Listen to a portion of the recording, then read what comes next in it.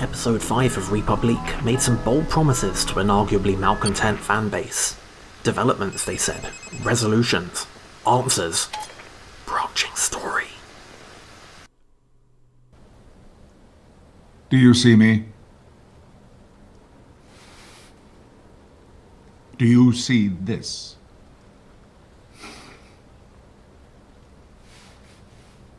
Pay attention.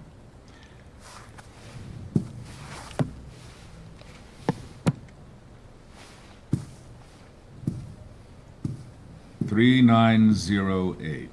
Do you know what you are?" It's not a rhetorical question I'm asking you. Do you know what you... A human being. No. All right, I will permit you that meager designation if you wish. But you are much more than human, and rarer than hen's teeth. As a pre-cal, you carry within you the collected wisdom and experience of our world as recorded throughout the entirety of human existence. Not here. Not here. In your DNA, encoded by us at the time of your birth. You're a living, breathing, thinking mass storage device. A hard drive with an almost endless capacity.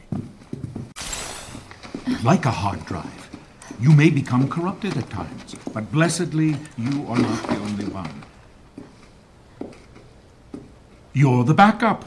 A copy of a copy of a copy. Normally, a pre-cal becomes corrupted. We simply reformat, recalibrate. We erase and start anew. I don't want my mind erased. And neither do I. Memory loss is a complication, not the desired effect. I want to remember things. What things? Tonight, your friend out there has shown you a glimpse of the real world in all its disgusting manifestations.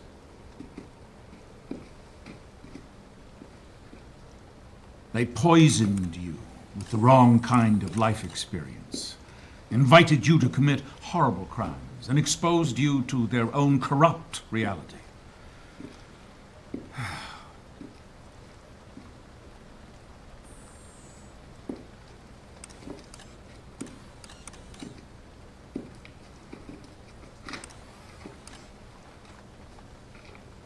Per Directive 95, I asked that you be recalibrated, as you were many times before. However, you are broken beyond repair. I'm very disappointed in you, 390H. Did I catch you at a bad time? Derringer, stop this recording at once. It's not a recording. It's live. Impossible! The man is dead! Do I have your attention, Treglazon? I want to thank you for making a martyr of me. Shooting me, dumping my body in the drink was just what I needed to give me a little street cred with the boys in uniform. Luckily, you missed my vital organs, including my heart, which, given the fact that you don't have one of your own, it isn't surprising that you missed mine. Speaking of hearts, how's yours, Derringer? I guess, what with the arrival and all, you've been too busy to notice the mutiny taking place right under your smug chin. The Prizrak of mine now. Enough of them anyway. And anyone else who wants to join the fight, you can find me at the place I described in the Doctor's Manifesto. Get me a poisoned manifesto at once! There are no more. You had me burn them all. Oh, and Treglazov, one last thing. Watch your step. It's an attack from within! He's trying to stop the arrival! Sir! This way.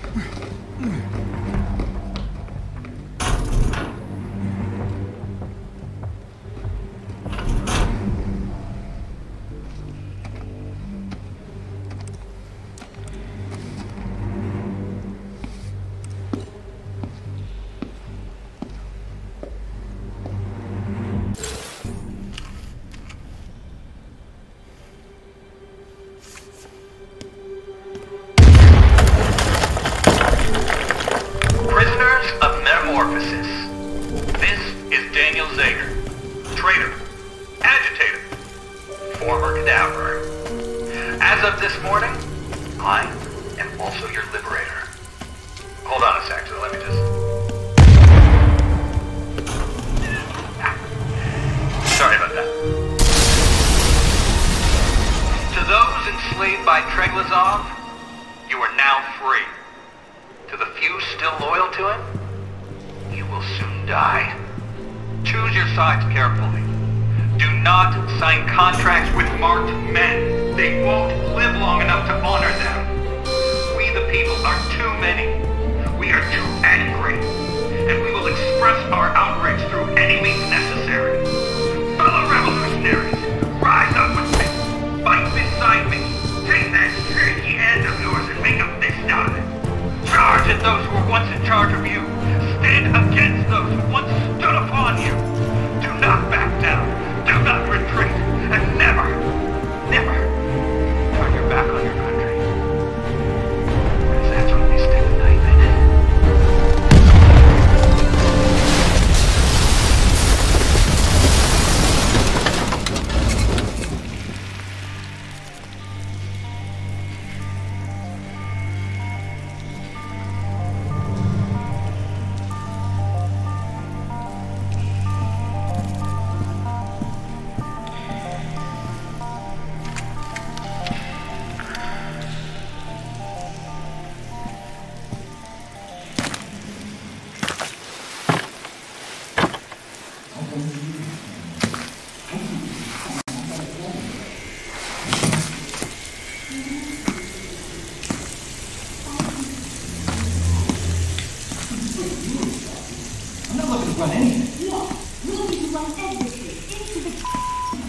Come on, why do you... 390H. How did you get here? With help. Your phone. I don't need it anymore. Why is this?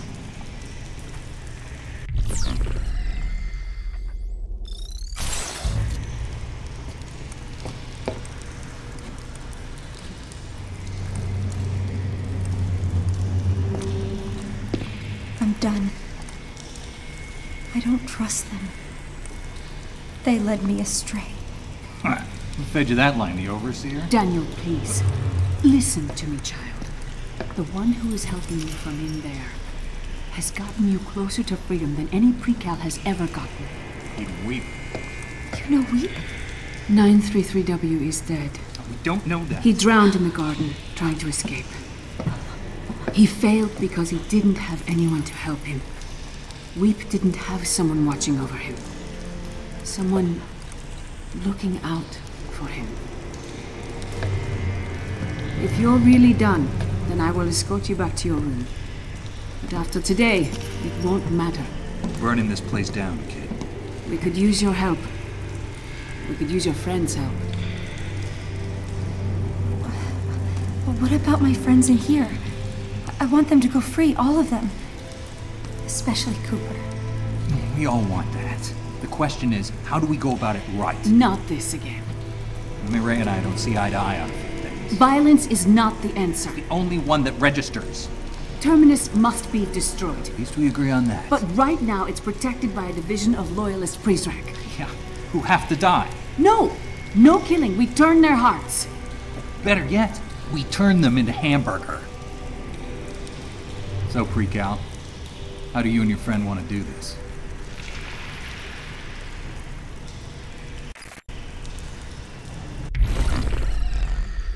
I have the distinct impression that the developers were trying to make a statement with this opening. It's long and dense, and the things that it's dense with are all largely things that were foreshadowed in episode 4. All that, and it segues directly into a capital C choice. I made some hay by turning the last blunt binary choice in this game over to some idiots on the internet to vote on, and that went pretty well. We had some fun discussions about agency, both of us, the player character, and of hope, reminding ourselves that those are different. I won't be doing that this time though, because this choice branches this episode so completely that I'm justified in showing off both branches fully anyway. Also, we can let Hope decide which one we see first. It's not about violence. Smart move. You're back in the right horse. The Loyalists guarding Terminus won't go down without a fight. Let's bring them a good old-fashioned street brawl. Take a page from the Book of Zager.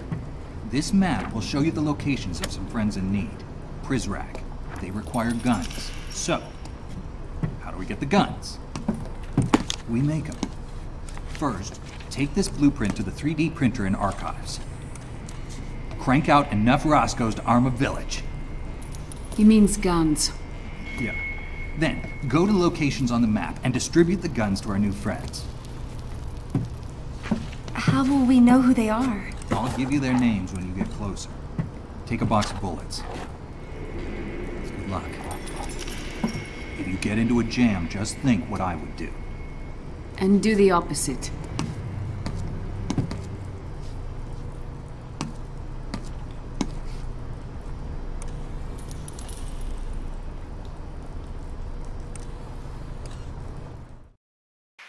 I don't know whether Hope's choice is predetermined or whether it's decided by some factors. I also don't know why her statement, "It's not about violence," was interpreted to be siding with Zager, but it was.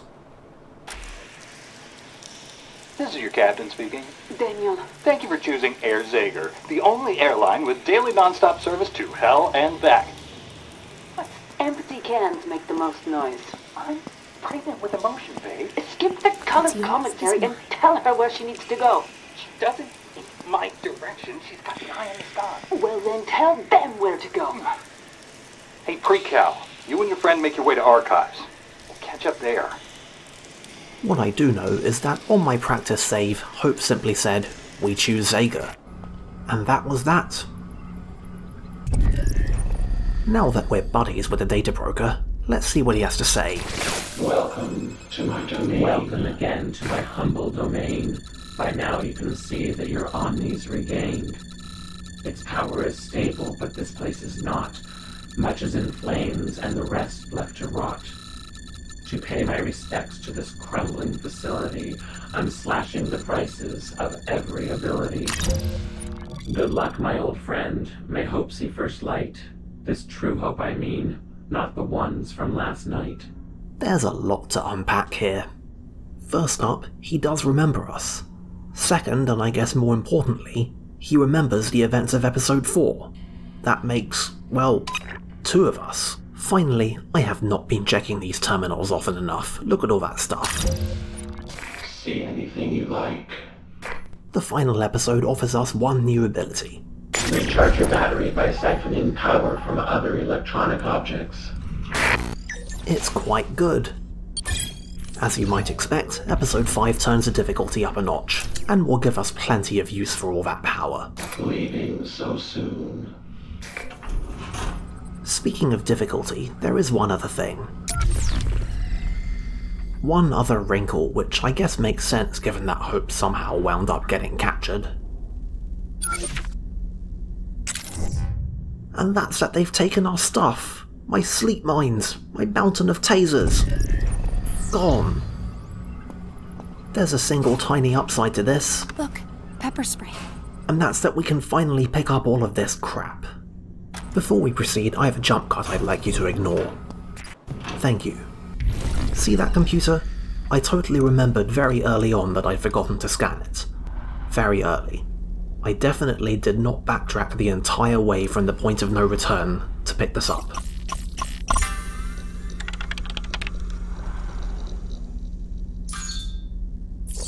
Just like with the data broker's last poem, there's a lot to unpack here. First off, now we know why they're all so keen on digitizing books. They're all going into Terminus, where Treglazov can censor them, of course. Second, it addresses the issue of the permanence of the data that we now know to be encoded in the precals. Now, I'm not really a qualified geneticist, so I can't comment on the science of any of this, but I guess we can take it as a plot point that if any of the precals die, the data encoded in them will die with them. And now that we've got that, let's jump back a very short and not very long way. Now, let's address structure. You might recall that during episodes 2 and 3 we discovered the interconnected structure of metamorphosis. You might at this point have concerns about how wise it might be to stage a narrative in such a large and branching area, or about how much of an incredible pain it might be to have to hunt for collectibles in Same. You'll be glad to know that Episode 5 has these problems well in hand.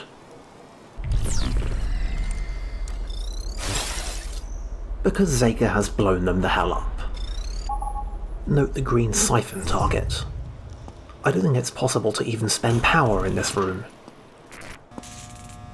Anyway, Zeka has handily blown up every path except the one to archives. I don't know, and have never been inclined to find out, whether or not taking a less obsessive approach to collection in episodes 1, 2 and 3 I'll hold on to this. causes there to be more stuff left behind in episode 5. I get the sense that it doesn't, though. Episode 5's areas are wholly distinct from their earlier counterparts. It's literally only occurred to me just now, saying that that door used to be a loading screen. And speaking of noticing things, you may have noticed that all of Metamorphosis is now passively on high alert. This is not, I think, unreasonable. Speaking of not noticing things, I did not notice that I just walked past a free sleep mine. It's off to the left of the camera here. I mean, now it's the right. I mean, you know what I mean. It's upstairs, behind Hope. Speaking of useful equipment, this guard's carrying a taser. Pretty much every guard in episode 5 is carrying something useful besides a video game. Between that and the fact that they're all generally more alert and threatening than usual, and the fact that we don't start with any items, episode 5 manages to strike a pretty admirable balance, and notably rewards you for keeping up a good churn of useful items. I mean, don't get me wrong, we're still going to end up with a little pile of tasers by the time we're done, but it's a good change. I can respect it. As for why we're camped here behind this ledge, have you spotted it? This may come in handy. Crafty. One of the effects of what I'm going to both generously and reductively call episode 5's item economy is that it leaves a lot of opportunities for improvisation. It's still pretty tense. There are still a lot of opportunities to mess things up, but sometimes recovering from these can be as much fun as making them. This room is as much of a mission statement for episode 5 as Zeka's introduction.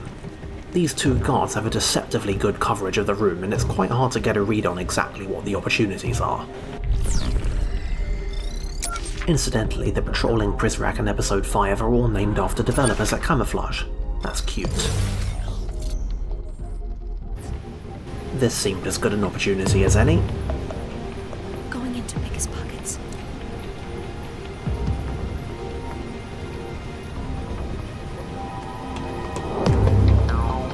Did not count on the peripheral vision kicking in.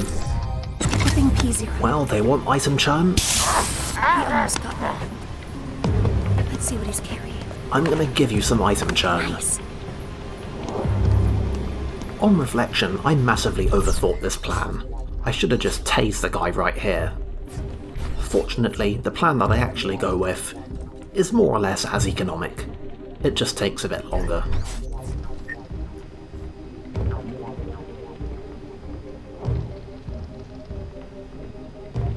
Are you still there?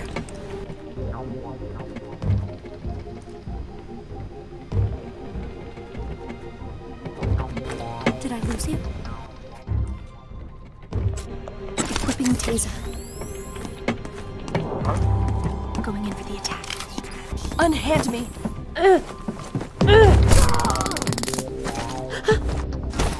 Let's hear it for another perfect crime. It may have taken a little long to pull off, but ultimately it does leave us notably up a taser. Definitely worth remembering in case we ever come across anybody not wearing an arc suit.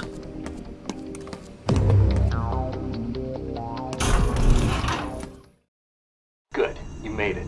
Hack into the printer and we'll get started. Maybe you thought we were done with 3D printing. Nope. You know what I like best about a plastic gun? You can recycle it? No, but that's good you're thinking about the environment, Mireille. No, the best part is, they won't set off a metal detector. 3D printed firearms are a topic that has been scaring people since 2012, and for the most part, scaring people is all they've been doing. If you keep current with such things, you might notice that the gun that Sega has us making here bears a striking resemblance to the Liberator, the first and most widely known 3D printed gun that started making headlines in 2013. In 2014, one Yoshitomo Imura of Tokyo, Japan became the world's first person to be arrested and convicted of possessing a 3D printed firearm. Outstanding! You make this old mutineer proud. Now, we just need to recruit a few Prizrak to our cause and... Recruit? What happened to your trick coins? You're right, well, they're more loose change than large denominations at this point, but hey, I know at least 2 Prizrak itching in their armor to take on Treglazov. David Bowen and Edwin Chung. And I'm sure they'll know some others. Hey, it's those 2 guys we had slandered in the state media. I'm sure this won't be awkward. Pre-Cal, you and your friend head to the barracks. Find Bowen and Chung. Consult the map if you get lost. There's no door that way. What's that, babe? There's no... How is she supposed to get to the Prizrak barracks if there's no door there? Oh, yeah. Uno momento.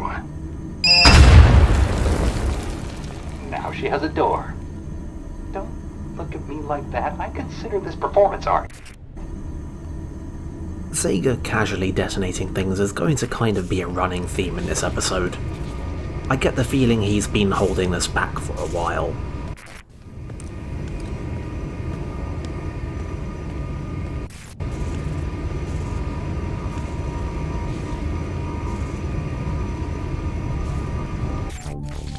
Welcome to a completely new area. The Prizrak barracks are kind of a mess, and only partially because they've just had a wall exploded.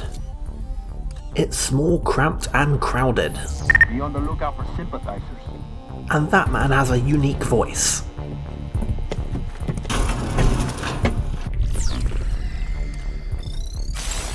This is a pretty intimidating little space, but by the time we're through with it, we will have engaged in a lot of odds evening.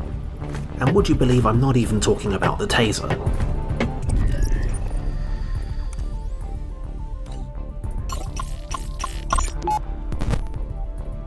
The game's mostly done with tutorials at this point, you know, mostly. So a lot of the posters that we're gonna see are gonna be motivational in nature. And I can live with that. Little flavor never hurt anybody. What is all this nonsense? Pictures. Pictures. Looks like you tore your life out of a catalog. These are my pictures. They don't belong to you. Hey, that's my stuff. Contraband. Family photos. We're your family. I am your family. This man here, he is your brother. As is this man. You have no other family besides us now. You have no other friends besides us now. You had a dog, now you got Cooper. Congratulations. Does anybody actually like Derringer? Serious question. If he treats everybody like this, our job's gonna be easier than we thought.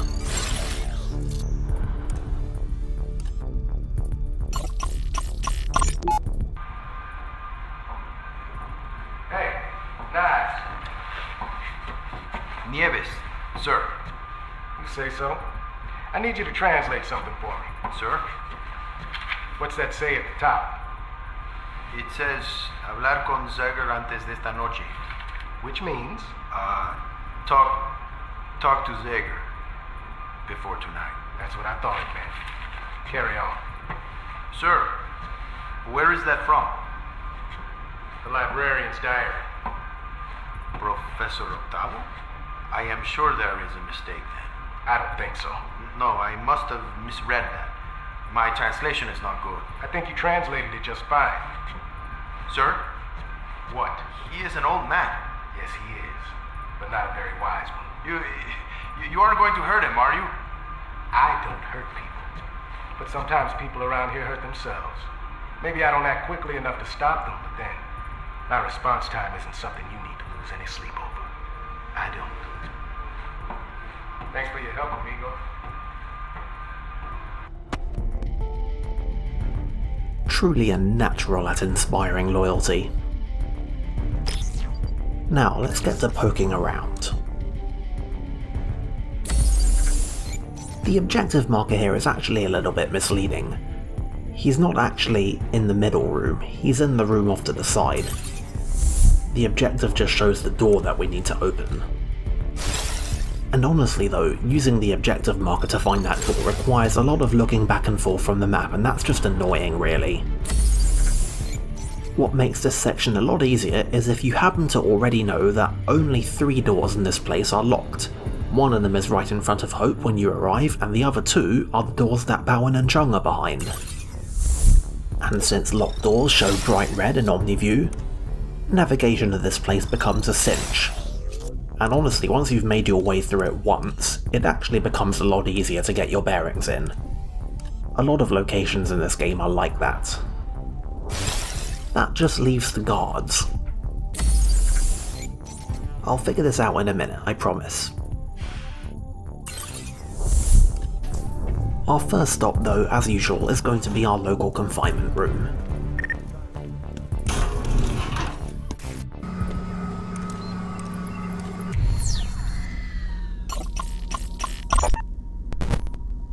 It might momentarily please my US viewers to hear confirm that the reputation of the United States Transportation Security Administration is known around the world. Go figure that they'd be a prime recruiting vector for the Prizrak.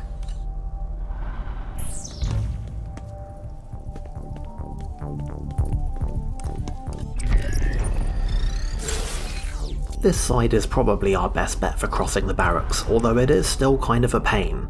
The sightline extends the whole length of both rooms, and our patrolling friend at the other end is very agitated. Probably because someone blew up his wall.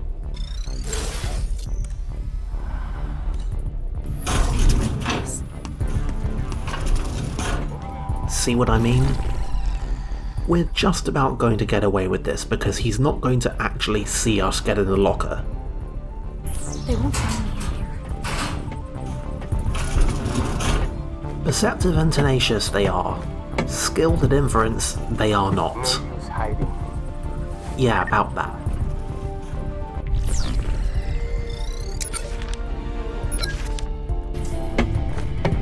And as soon as he turns his back, we're free to use our hacks to hold him in place. Let's see what he's carrying. Nice.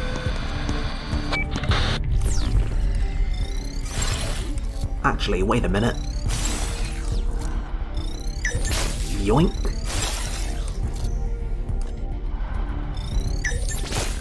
Two of these basically gives us an extra delay per battery. That's not too shabby. Are you David Bowen? Are you my executioner? Figures. Zager sent me. And a child shall lead them. I have something for you.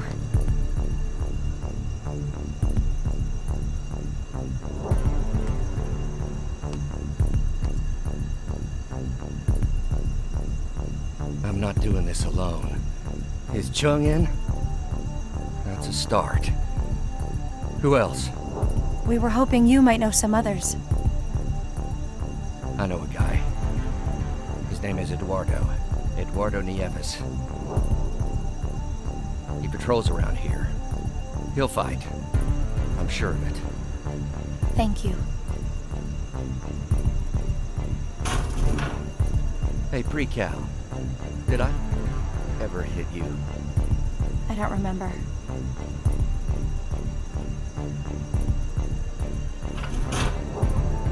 Eduardo Nieves. We'll have to catch him on patrol. Draw him away from the other Prizrak.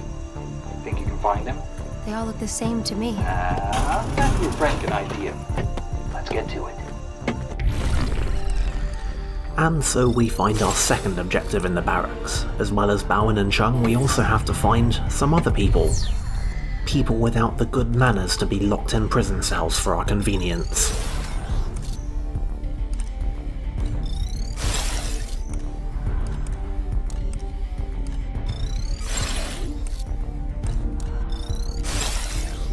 On which note, if you're a fan of user interfaces and games giving the game away early, you might find it an interesting exercise to question why this man isn't carrying a video game.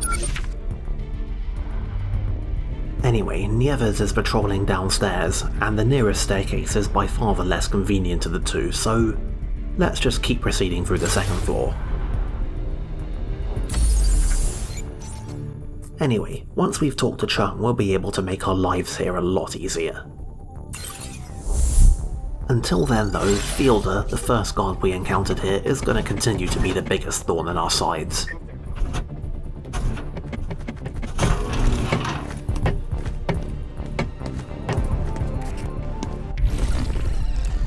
See, that padlock might as well be a giant flashing objective marker.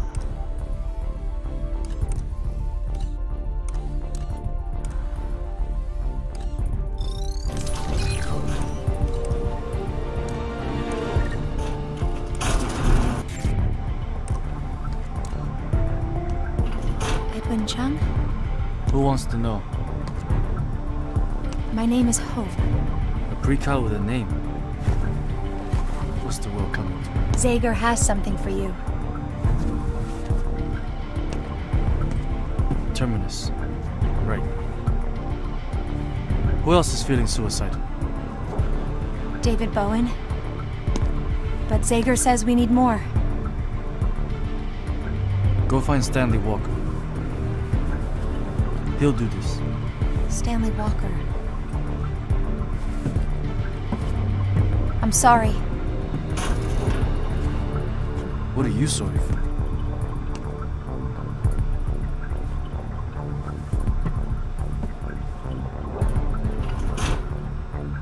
It was of course us, and not Hope, who did all that slandering.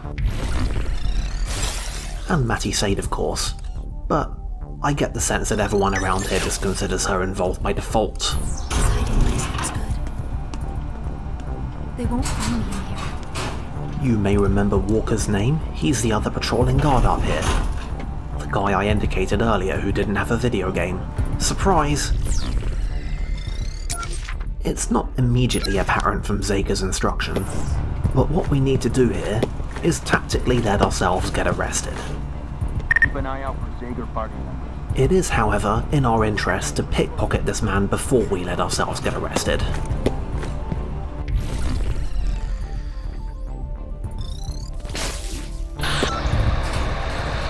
Going in for the steal.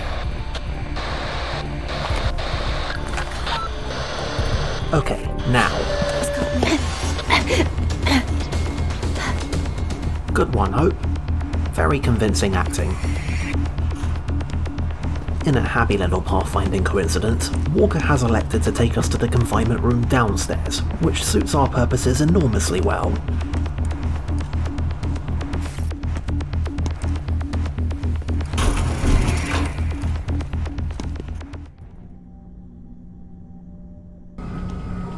Edwin Chung says you can help me. Help you?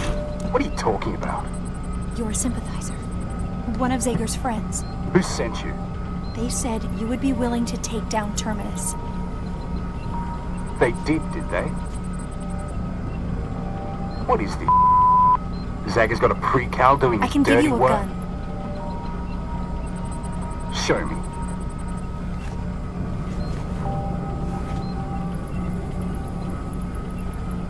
Doesn't look like much. Will you fight?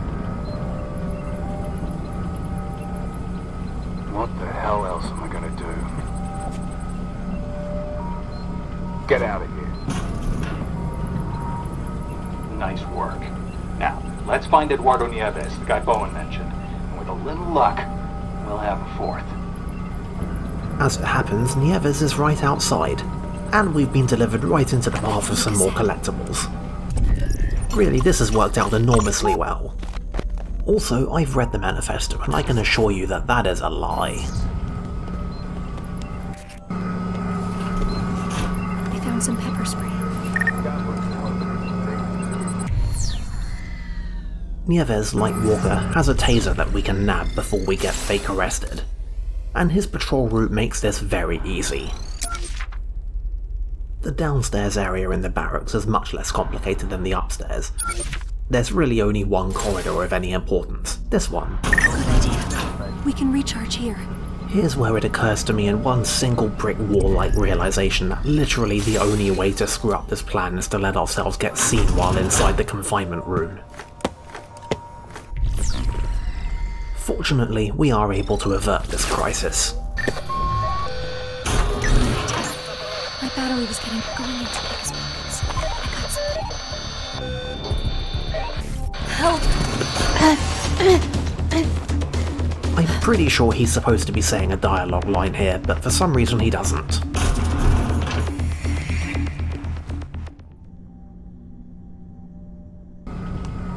You picked a hell of a day to escape. If you only knew. Go on then. Get in there. Look, Freak Cow, I'm not in the mood. You're lucky I found you and not daring. Actually, I found you. David Bowen believes you'll support Zager. Zager? If I give you a gun, will you fight alongside him? What the hell do you know about Zager? I don't have time to explain. If I give you a gun, right now, will you fight alongside Zager? They want to storm the terminus, don't they?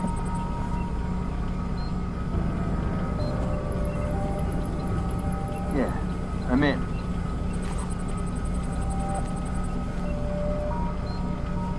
A plastic gun. It's gonna be one of those days, isn't it? Okay, that's 4. Not bad. How many guns you got left, kid? 1. Alright. I've just got to do something. So, I think I know who we can give that 5th gun to. Is it Cooper? Cooper? We'd have better luck arming Gandhi. No, the guy I'm thinking of is Goran Plesko. A month ago I would have written him off as nothing but one of Derringer's toadies, but the times they're a-changin'. Be on the lookout for Goran. He usually patrols the dorms.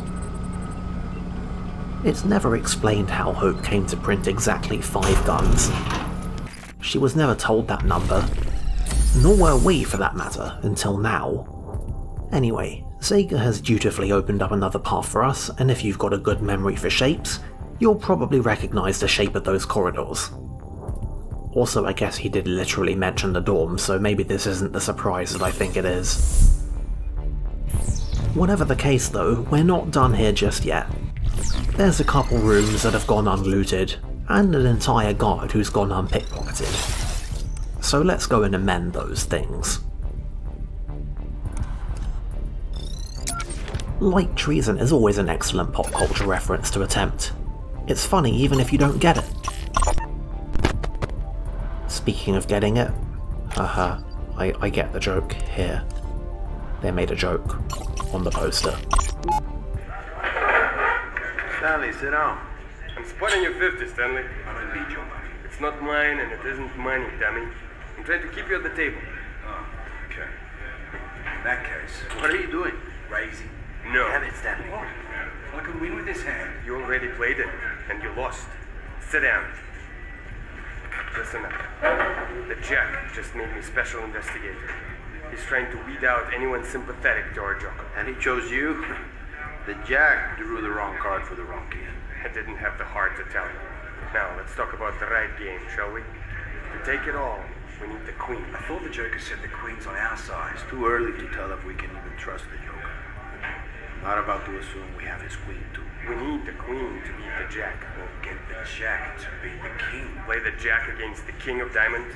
He'll lose that hand. The King of Diamonds is a one-eyed king. And the Jack is a royal jackass. Trust me, Stanley. You play that way, you're gonna lose. You got a better idea? The Joker does. The Joker's wild. Stanley, shut up. What's his idea? Jack and Queen cancel each other out? No face cards at all. Think about it. You really want to trust the outcome of this game to the pips? That 3 of ours may not be worth much on her own, but there's a lot of them in this deck. I don't know. They got plenty reason to hate us. They got more reason to hate the king, the one-eyed king. Shut up, both of you. Here comes Fisher. Scumbag. That's odd. I thought he had his lips surgically attached to the king's ass. Hey, Fisher, what's the good word, brother? Nada. What are you guys playing? Okay. Blackjack. I full. My shift just started. Yeah, I got but the roll. Yeah, I got something. What about your chips? Guys? These guys are obviously the cleverest conspirators on the planet. Anyway, in case it needed spelling out, Jack is Derringer, Queen is Murray, King is Treglazov, and Joker is Zager. And the non-face cards are the Prizrak. No ace though. Who makes a convoluted card analogy and then doesn't have an ace? I guess we're the ace.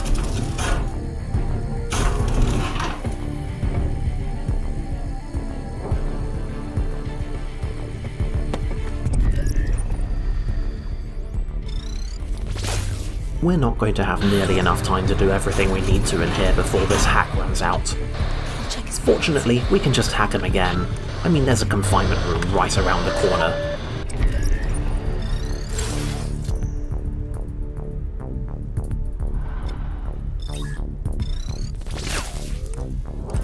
No. Let me go.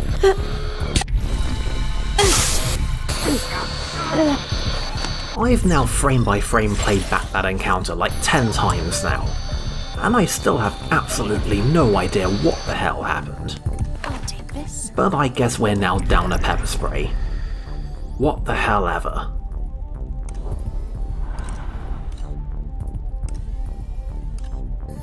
Anyway, since we're down to our last battery bar and we happen to have aggroed one of the few guards left here, let's point out one of the other good things about the barracks.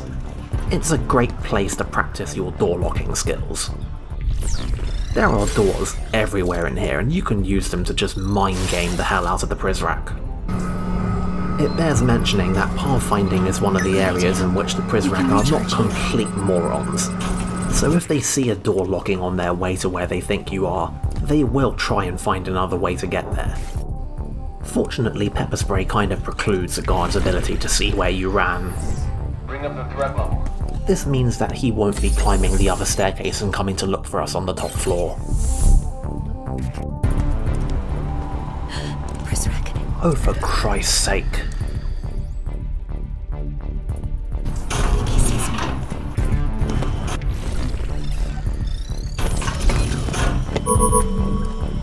I'll grant that this isn't the cleverest plan I've ever come up with, but it's gonna get the job done.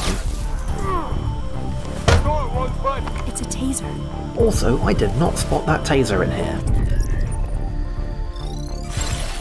And our friend outside isn't armoured.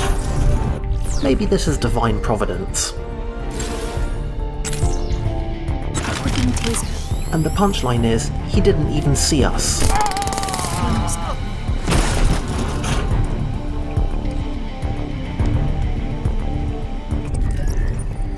We absolutely could have just pieced out and then locked him in here. But, like, come on, I've got 4 tasers and I don't think there are even 4 more guards in this chapter who aren't wearing arc suits. Now, where was I? Right, there's one more room here we haven't explored yet, so let's go do that. Have I mentioned I think the music here is really neat? It puts me in mind of the Q room from Virtue's Last Reward. Okay, here's one single cross-project fun fact for you. All 5 episodes of République were released during the lifetime of my Virtue's Last Reward thread. Surreal, isn't it? Anyway, this is Goran Plesko's room, and these are the very discreet inquiries that Zager has been making in regards to his allegiances. What's yours is mine.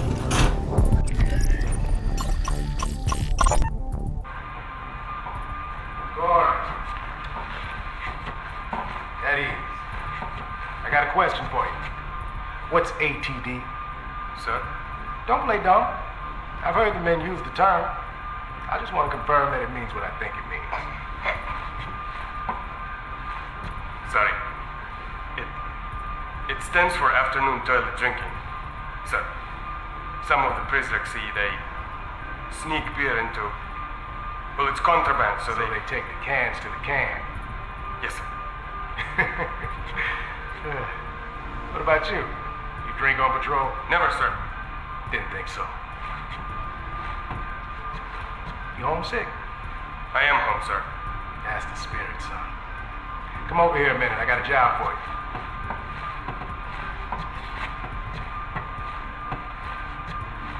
This may come as a shock, but not everyone in this place threw a party the day that we bagged Zager.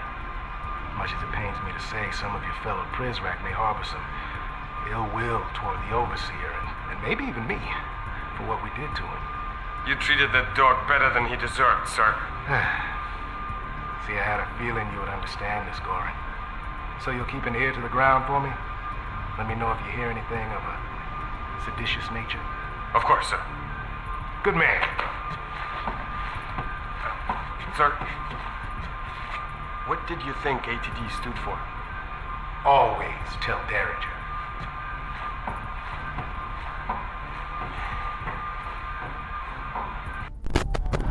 The poker conversation very strongly implies that Plesko had already started being malcontent when this conversation happened. He and his friends all seem to think that they've gotten one over on Derringer. We'll see about that.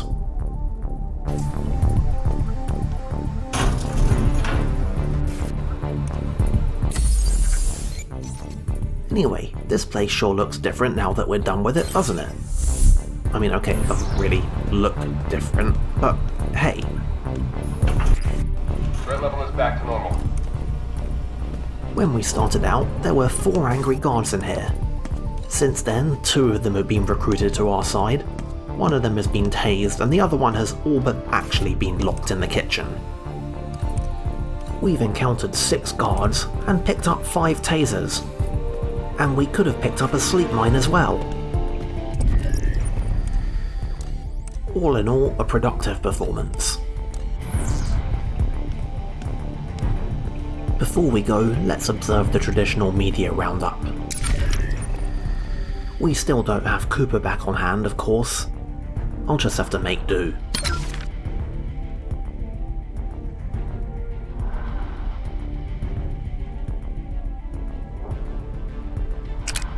Never Alone was not the first, and more importantly will not be the last video game produced entirely by indigenous people representing themselves.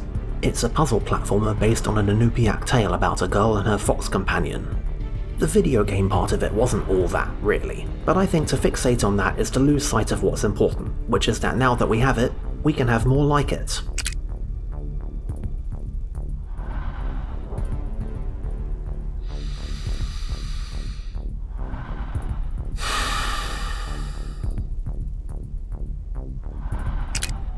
Distance notably launched 2 years after République finished.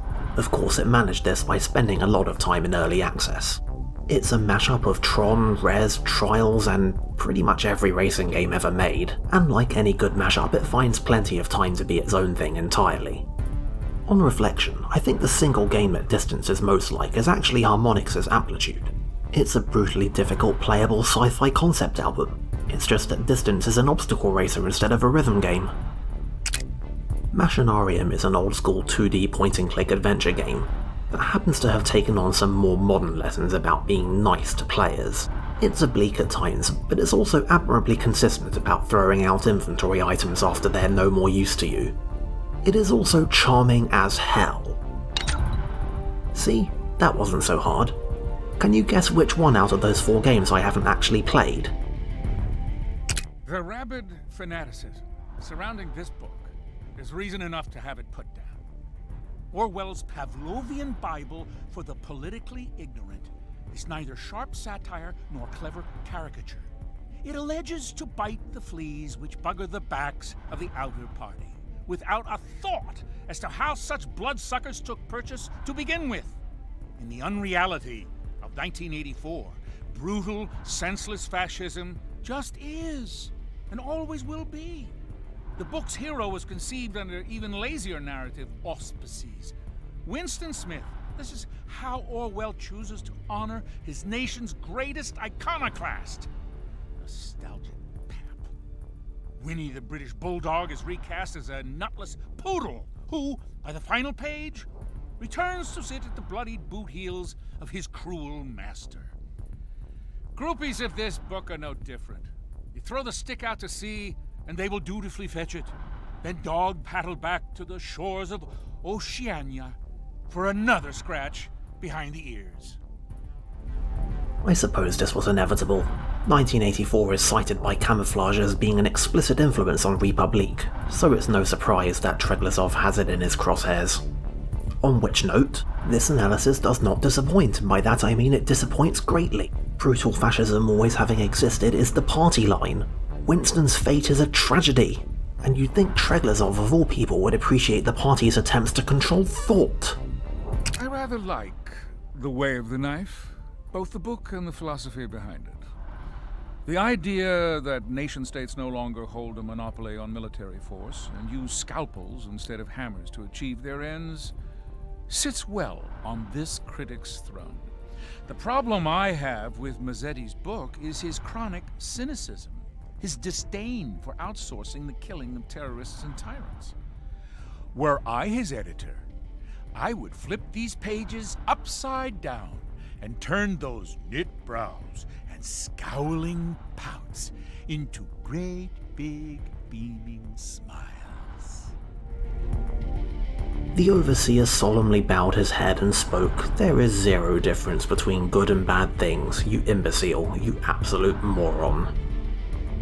Treglazov clearly has no more compelling commentary than, what if this thing that we consider to be bad was instead considered to be good? So why should I have to come up with an insightful response?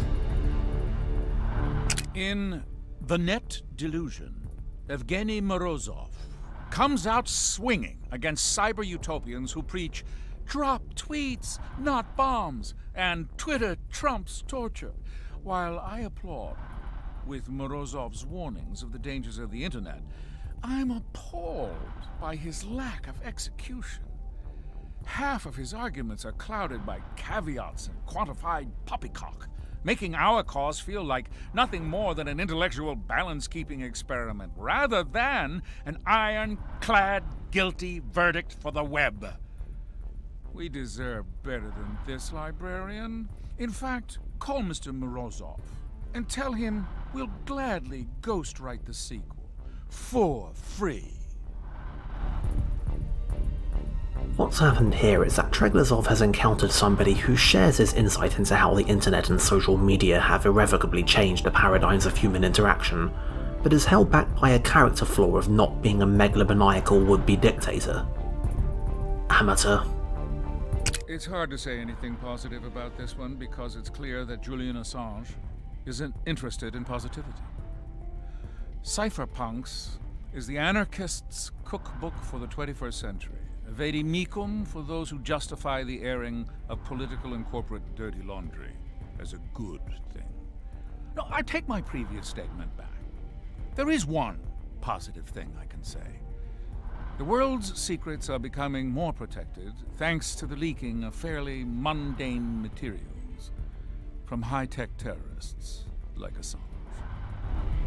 Oh, come on. I could do a better pithy ad hominem takedown of Assange than that. Look. Julian Assange fancies himself the White Knight of InfoSec, selflessly defending the hapless townfolk and their pitiful secrets from the prying eyes of totalitarian governments and greedy corporations. But even by his own standards, Assange is a fraud whose only accomplishment has been leaking the fruits of other criminals, who have at least had the good graces to pay for their crimes. See? That's how easy this is. Alright, next time, the doors. Also, a completely new game mechanic.